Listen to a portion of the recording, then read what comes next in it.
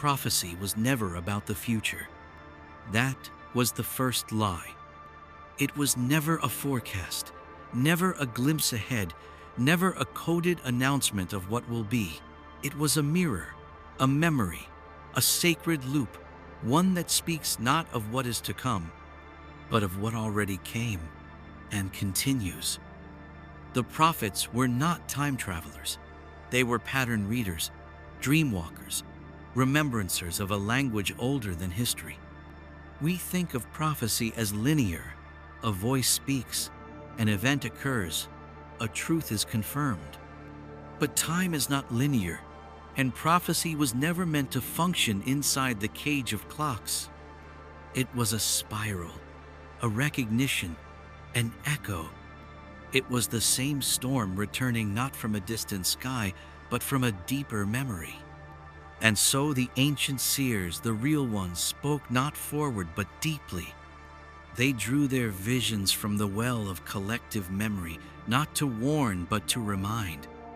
The signs they gave were not markers of time, but symbols of repetition, signals that something was reawakening. Because prophecy is not about what will happen, it's about what is happening again.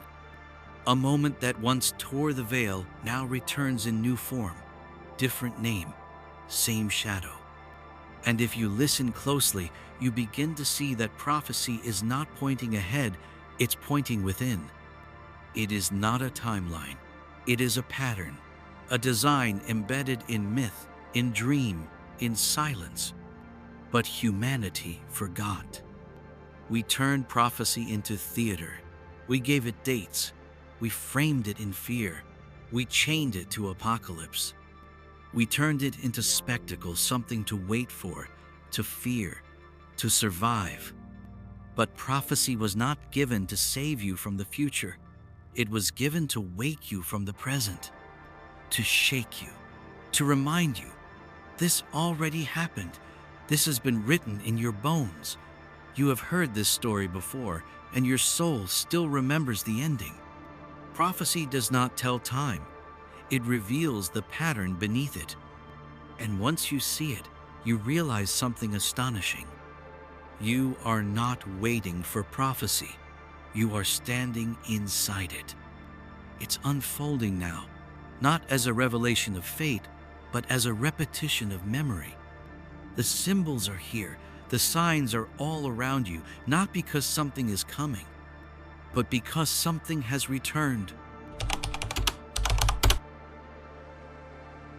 Prophecy does not speak in sentences. It does not hand you maps or calendars. It does not say, "This will happen next." It dreams.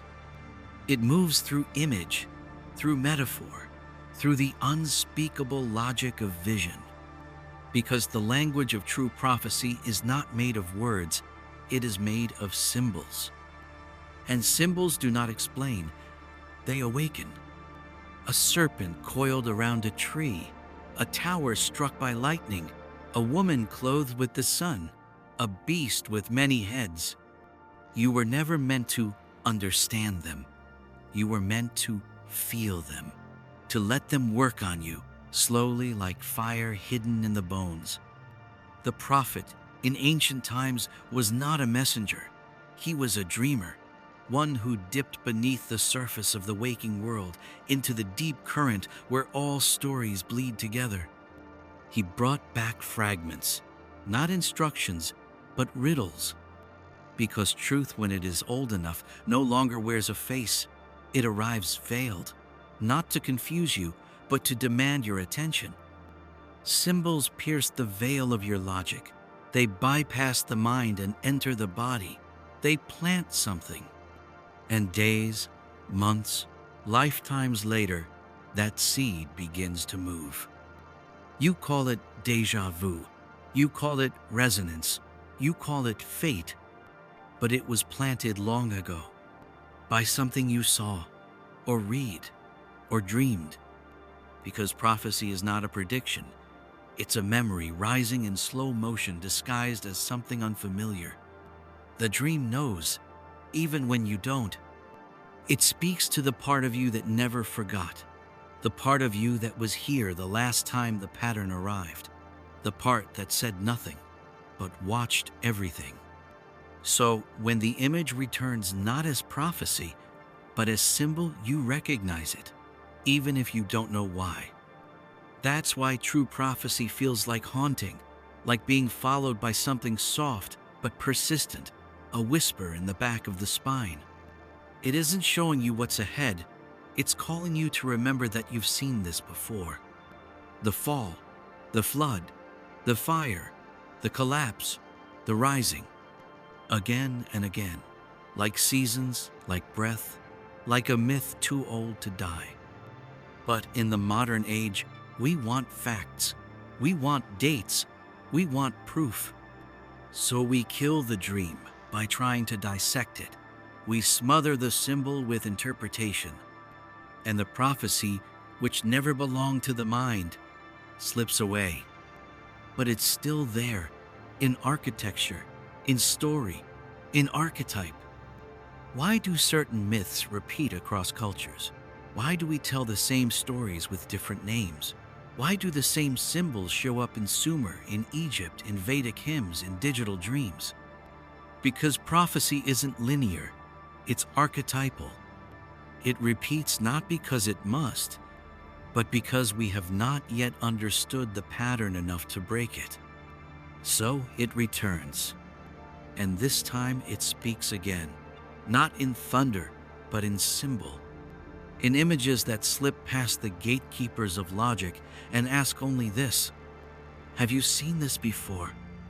And somewhere in your bones you answer, yes. We call them seers, prophets, oracles, those who saw what was coming. But that is not what they did. They did not look forward. They looked inward and through. They did not calculate the future. They remembered the echo. Their visions were not forecasts. They were awakenings. The prophet was not a predictor. He was a remembering vessel, a body attuned to the pulse beneath time, to the memory that flows beneath names, nations, and narratives. Because underneath history, beneath every empire, every language, every flag, there is a pattern. And that pattern does not begin, and it does not end. It repeats, like waves, like breath, like stars that spiral through constellations and cycles too vast for calendars. The ancients understood this. They did not see time as a line. They saw it as a rhythm. And the prophet was the drummer, not leading the rhythm but hearing it return before anyone else. What they saw was not new, it was old, so old it felt unfamiliar. They dipped into the deep, into the memory of the world, and returned with fragments. A fire, a flood, a fall, a rising. Always the same bones beneath different skin.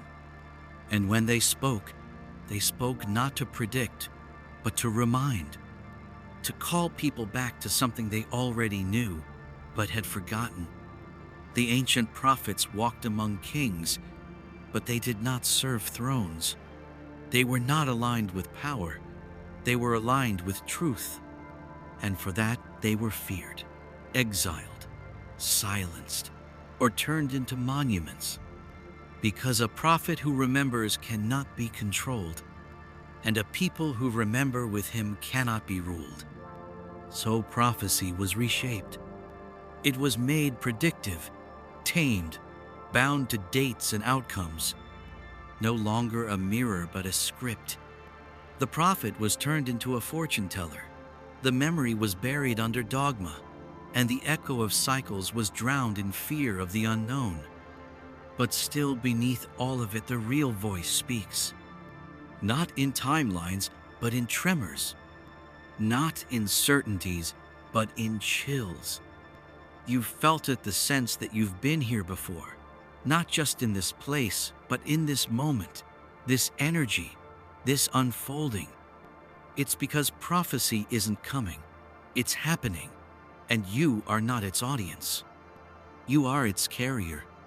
You are the one who remembers what the world worked so hard to forget. That this has all happened before, not as punishment, but as pattern. And when enough people remember, the cycle can shift.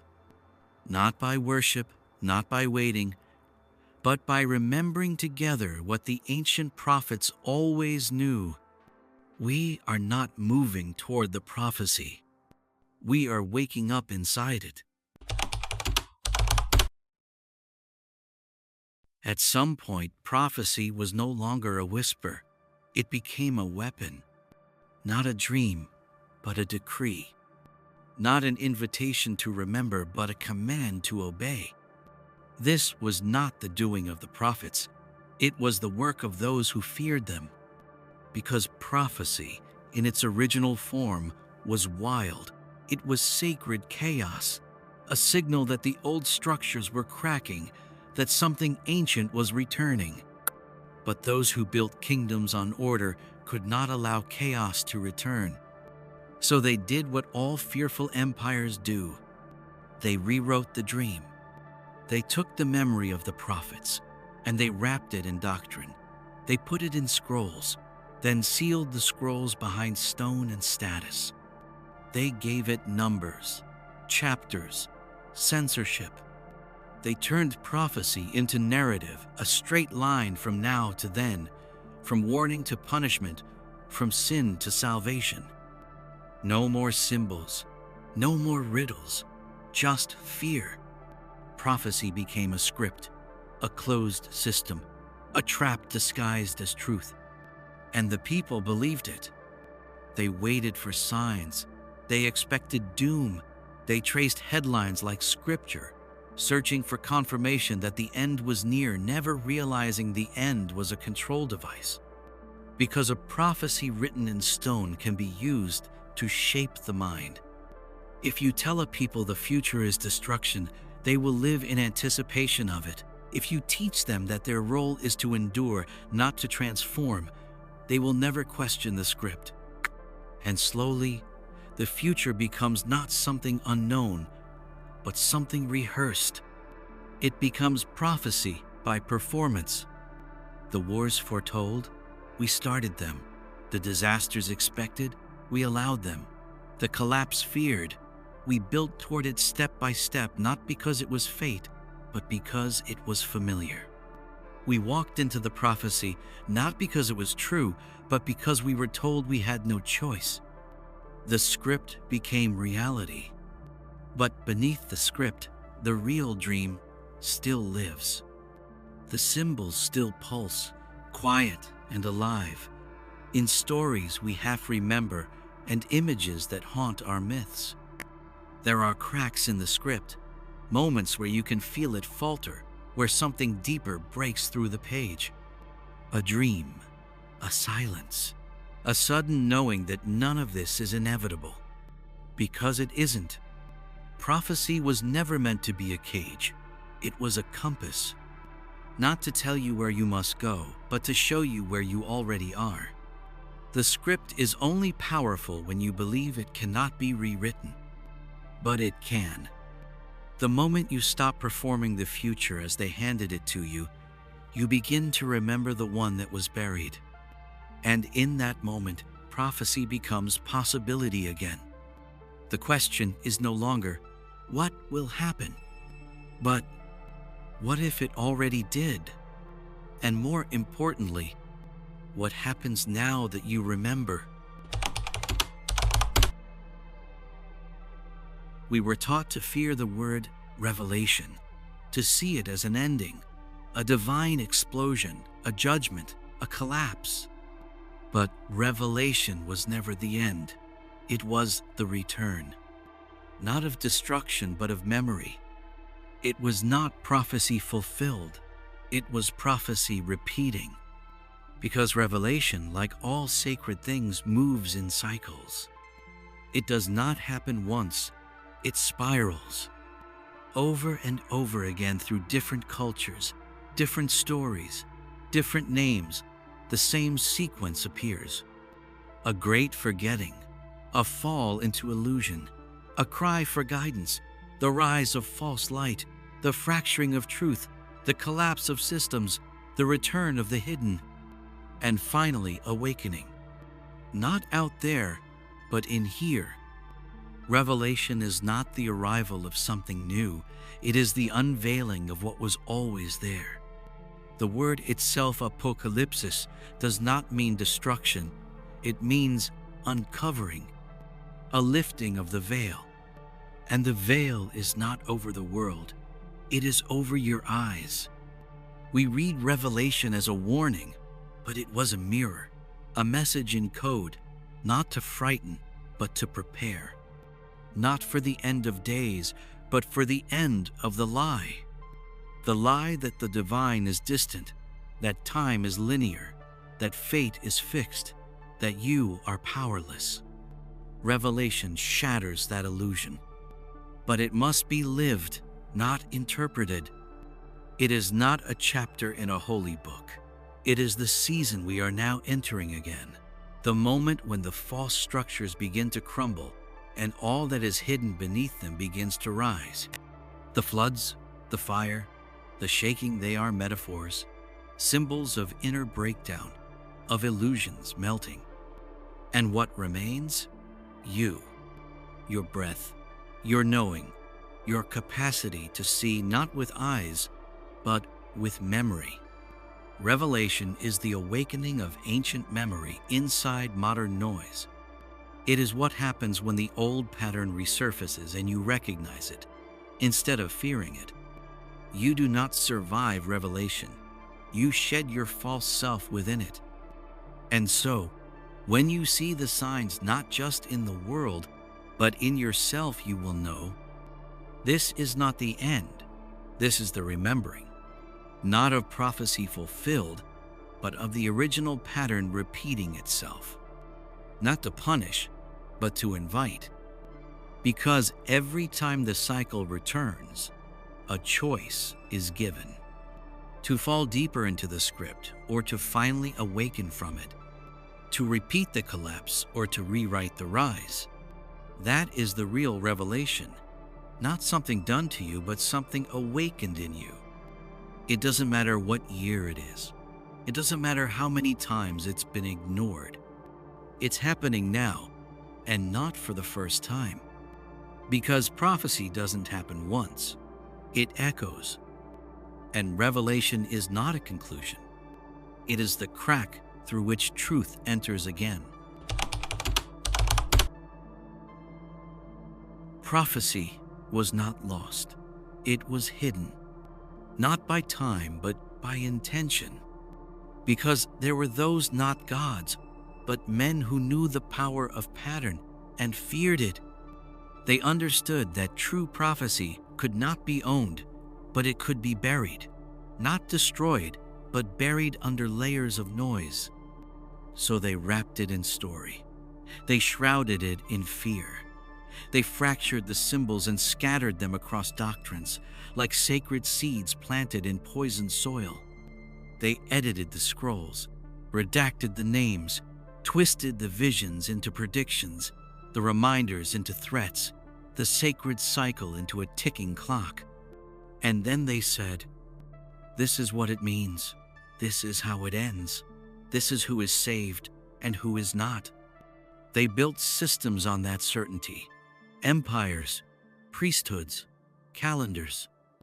And we inherited a version of prophecy so far from its origin that it no longer resembled what it once was. What had been a mirror became a movie, a spectacle, something to be watched from a distance, something dramatic, inevitable. But it was never meant to be watched. It was meant to be felt, lived, moved through again and again until the pattern was seen, not feared. The signs had always been simple, not predictions, not events. They were fractures in the illusion, moments that broke the script, moments that made you stop and remember, this has all happened before. But when you teach people to fear the signs, they stop listening to them. When you teach them that signs mean doom, they look away. And so the world forgot how to read its own reflection. The serpents were turned to devils. The feminine was turned to sin. The cycles were flattened into Judgment Day. And the memory, the sacred memory of the first prophecy, was locked behind ritual, buried beneath obedience, and kept out of reach by those who benefited from forgetfulness. Because prophecy in its original form is dangerous. It reminds people that they are not waiting for something to come. They are already in it. And if enough people see that, the whole system shakes. Because the system survives on the belief that it knows what's coming, that it owns the future, that it has interpreted the symbols correctly. But prophecy cannot be interpreted. It can only be recognized. Not by scholars, by the soul. And once the soul begins to remember, the script loses its grip. That's why they buried the signs. Because truth, once seen, is irreversible. And prophecy, once remembered, cannot be owned. It spreads, silently, like smoke, like fire, like a dream you've had before, but couldn't name. Until now. You've been taught to wait, to watch the sky, to scan the horizon, to trace ancient words like maps leading to salvation. But the truth was never out there. The prophecy was never separate. It lives beneath your skin. It pulses in your breath. It hides in the ache. You can't name the feeling that something is happening, has always been happening, but no one around you sees it. The real prophets never pointed outward. They pointed inward, to the place where the pattern lives not in scrolls or timelines, but in the body, in the silence, in the remembering. The prophecy is not a script you follow, it's a vibration you carry. It's the chill you get when something repeats, the pause you feel when an image stirs something ancient, the way your soul reacts before your mind can explain. It is not knowledge, it is memory. And the system was built to keep you from it. It taught you to fear that inner knowing, to call it heresy, fantasy, madness. It told you to trust the voice behind the pulpit, not the one that whispers when you're alone at night. But that whisper is the prophecy, not loud, not dramatic, but persistent. It tells you, you've been here before. This has happened. This is not new. And you are not just a witness. You are the fulfillment. Not because of what you do, but because of what you are. You were born carrying the code. You are the echo made flesh, the myth walking again, the mirror holding the pattern. And when you begin to see it, when you stop seeking and start listening, everything changes. The world stops being chaotic. It becomes a conversation, a set of signals, a living prophecy calling itself home through your awareness. You stop asking, when will the prophecy happen? And you begin to ask, what is it asking me to become? Because prophecy was never about predicting disaster. It was about activating you, not to save the world, to remember it, to become the bridge between what was and what could be. The prophecy doesn't want your belief. It wants your attention. It wants your embodiment. It asks, will you live as though you've seen this before? Will you trust the knowing that has no teacher? Will you stop waiting and start being? You don't need a prophet. You are the continuation. You don't need a sign. You are the signal. And the moment you accept that fully, deeply, quietly, the cycle begins to bend. Not because you changed the prophecy, but because you became it. They told you prophecy was about the end, a final moment, a thunderclap, a collapse, written in flame. But that was only the surface. The deeper truth? The prophecy wasn't about the world changing. It was about you. You were not meant to observe it. You were meant to become it. Not someday, not after signs appear, but now, here, in this breath. Because the signs already happened, the symbols already returned, the cycle already began. And you are its center. The fulfillment was never a moment in time. It was a moment of awareness. When someone remembers, when the veil tears not in the sky, but in the mind, when the soul opens and the myth re-enters through the self. You were not born to witness prophecy. You were born to embody it. Every archetype, every pattern, every dream vision written in ancient texts, they are not things to look for. They are things to live through. You are the awakening. You are the revelation. You are the apocalypse, not as destruction, but as unveiling. The end was never the point. The unveiling was. And what is unveiled is not wrath, not doom, but truth. Truth that the gods never left. Truth that time is not real. Truth that the ancient stories were never about distant events. They were blueprints for remembering. And now it is remembered through you. That's why the world feels strange, why reality seems thin, why symbols repeat like echoes in your dreams.